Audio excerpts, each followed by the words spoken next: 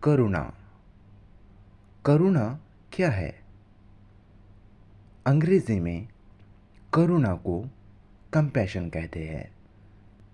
Compassion शब्द में जो पैशन है, जिसे पैशन कहा जाता है, उसका अर्थ होता है जोश, उत्साह से भरा।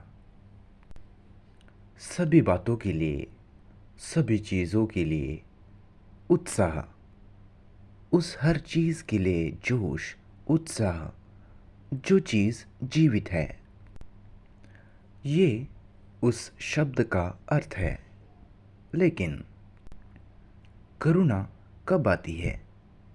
करुणा अस्तित्व में तभी आ सकती है जब आप खंडित ना हो, जब आप खंडों में, अलग अलग भागों में बटे ना हो।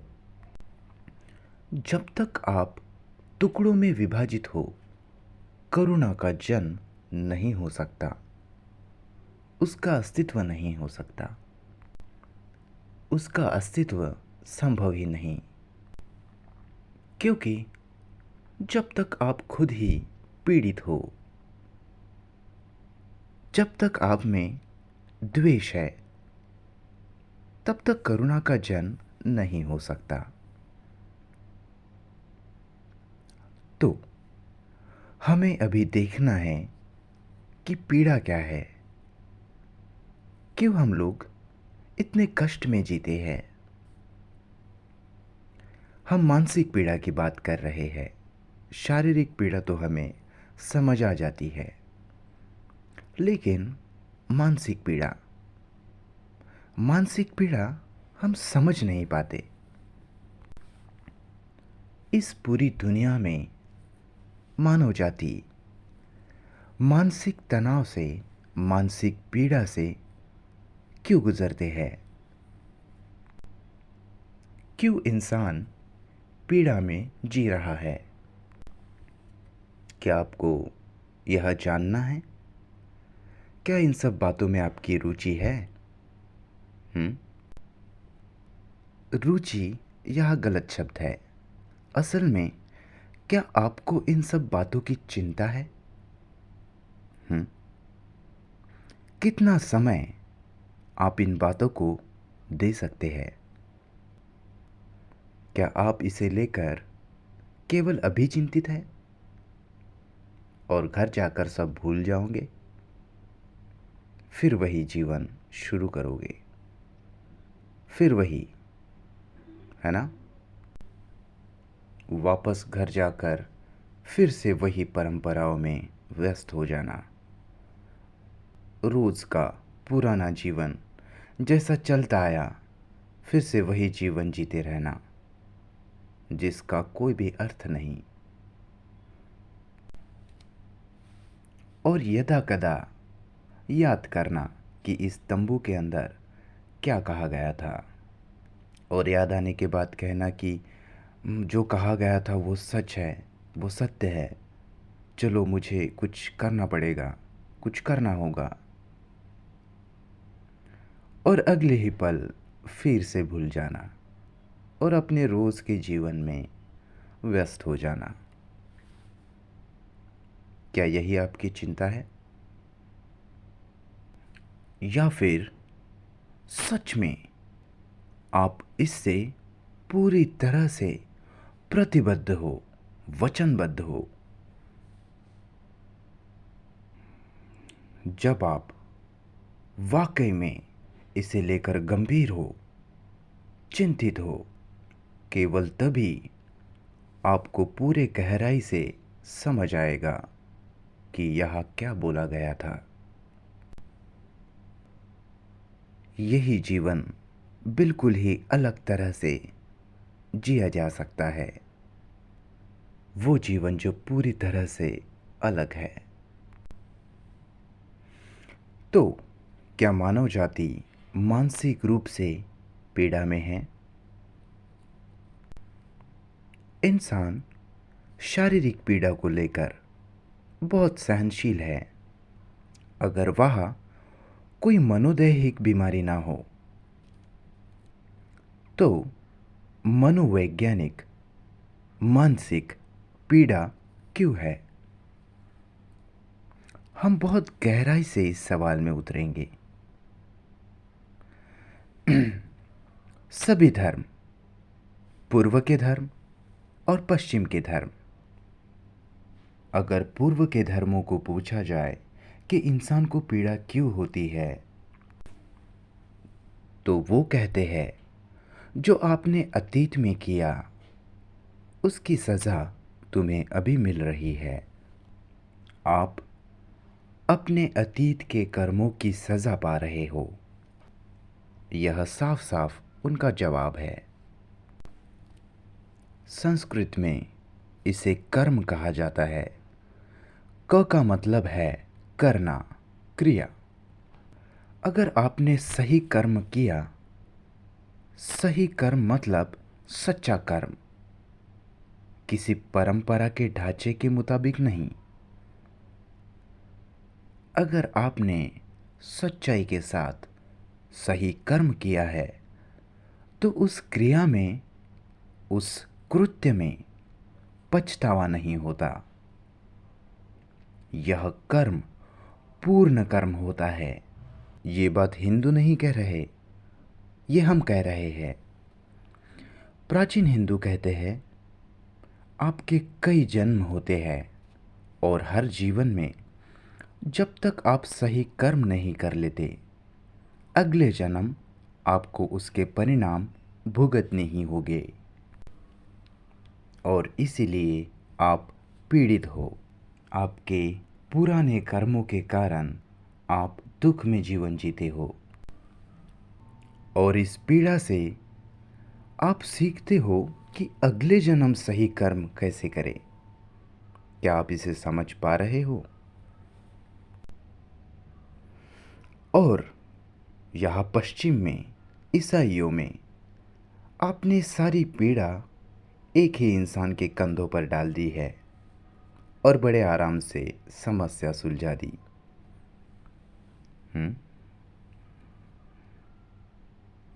लेकिन वास्तव में आप सब पीड़ित हो ही, आप सब भी दुखी हो ही। आपके पास चिन्ह है, प्रतीक है, जो कि बड़ा दुर्भाग्य प्रतीक है। आप लोगों ने कहा कि वो हमारे लिए पीड़ा ले रहा है, इसके बावजूद आप लोग भी पीड़ित हो रहे हो। तो छोड़ दो प्रतीकों को, भूल जाओ वो सब और आंखें खोलकर देखो कि इस दुनिया में, इस मानव जाति में आप और मैं पीड़ा में क्यों है। हमें दुख क्यों होता है, पीड़ा क्यों होती है, क्यों हम दुख में जीते हैं। ये यातना, ये आंसू, ये अकेलापन, क्या आपको ये सब समझ रहा है? ये मातम, ये क्लेश, और क्यों हम पीड़ा झेले? क्या पीड़ा लेने से हमारा मन साफ होता है? क्या कष्ट सहने से हमारा हृदय पवित्र होता है? लेकिन ऐसा हुआ तो नहीं, उससे उल्टा ज़रूर हुआ है। तो बड़े गहराई से हमें इसे देखना होगा। पीड़ा के कई अलग अलग तरीके हैं। उसमें से एक है अकेलापन, अंधकार से भरा अकेलापन। ऐसी भावना, ऐसी वास्तविकता जो आपको सारे संबंधों से काट कर पूरी तरह से अकेला कर देती है, पूरी तरह से अकेले। बराबर? क्या आपको इस अकेलेपन का पता है? और इस अकेलेपन से क्या करना है, उसका आपको कोई पता नहीं, जिस कारण आप इस अकेलेपन से भागना या उसे नज़रअंदाज करना इत्यादि करते हो।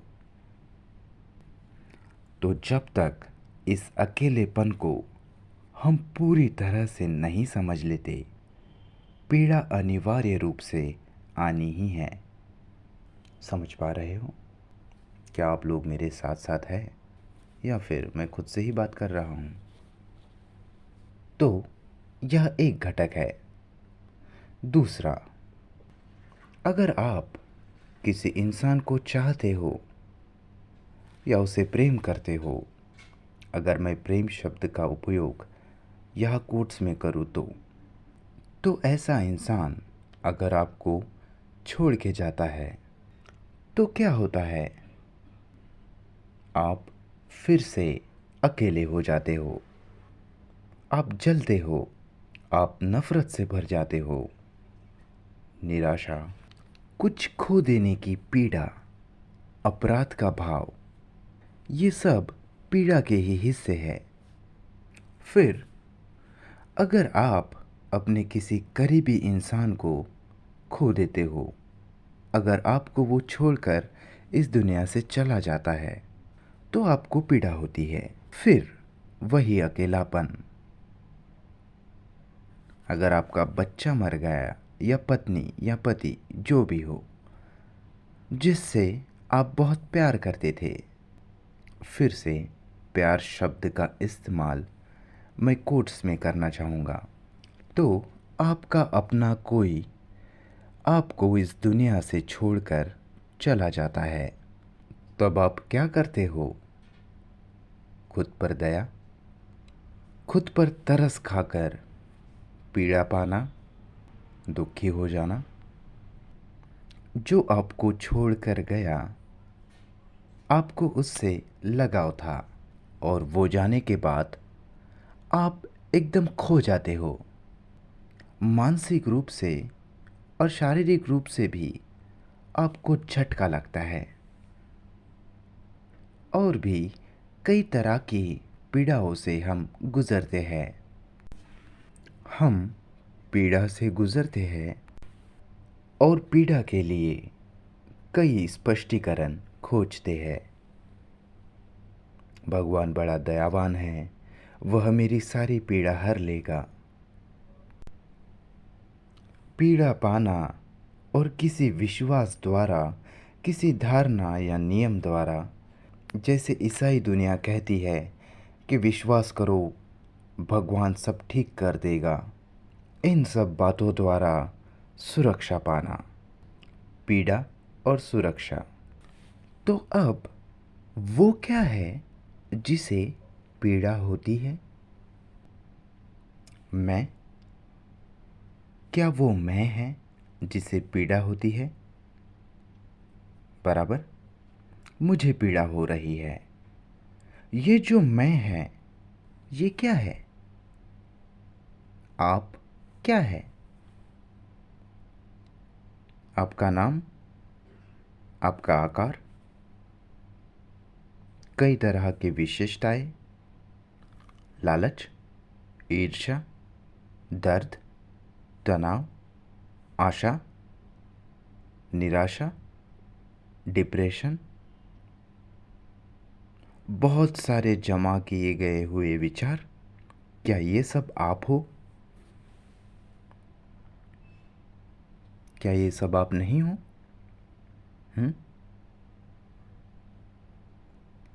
जो सब यादें और शब्द है,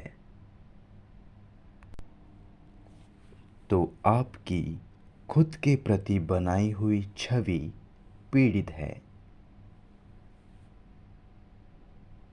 ये सब जो आप है वह पीड़ित है ना? सभी ध्यान से सुने। इंसानों को पीड़ा होती है और इस पीड़ा से भागने के कई तरीके हमारे पास हैं। तर्क द्वारा, कारण द्वारा, किसी व्याख्या द्वारा,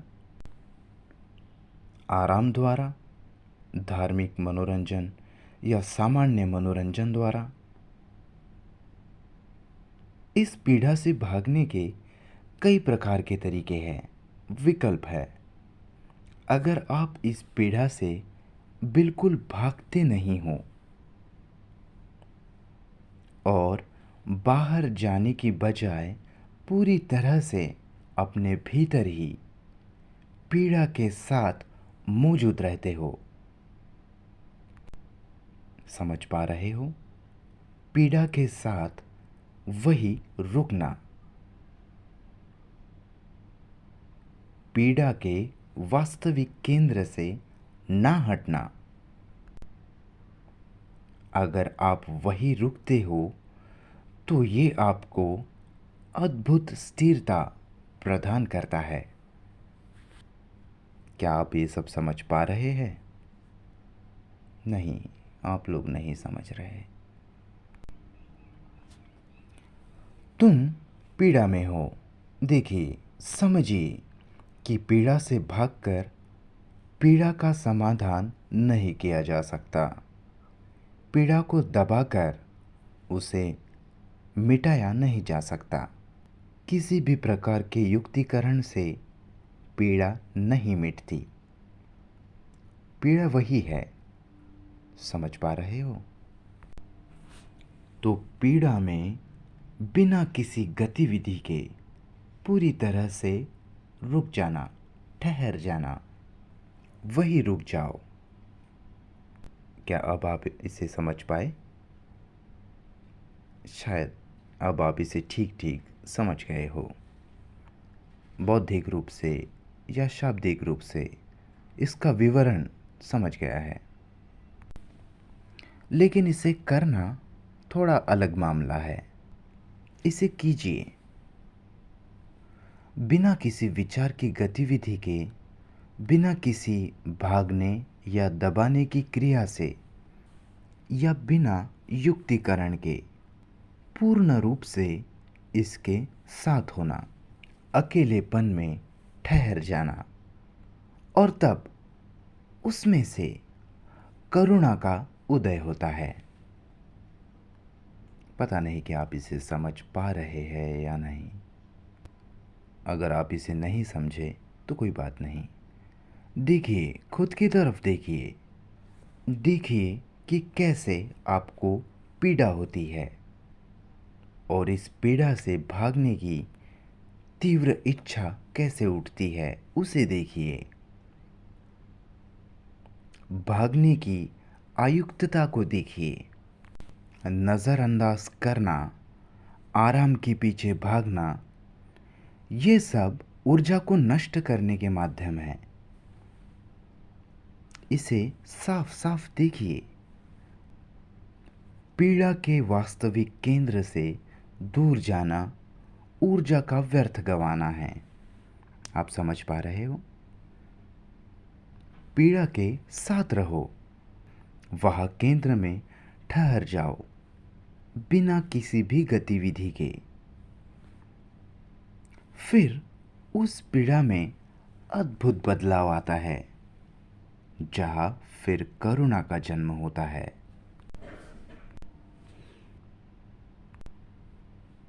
क्या आपको पता है कि जिस बारे में हम बात कर रहे हैं ये बहुत गंभीर है। ये लापरवाह लोगों का काम बिल्कुल नहीं। वो इसे नहीं कर सकते। ये वही कर सकता है जो गंभीरता से, सच्चे रूप में चिंता कर रहा है, जो बहुत गंभीर है।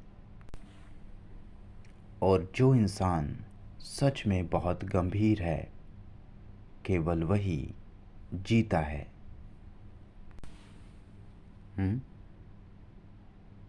समझे? अभी हम मृत्यु के सवाल पर चर्चा करेंगे।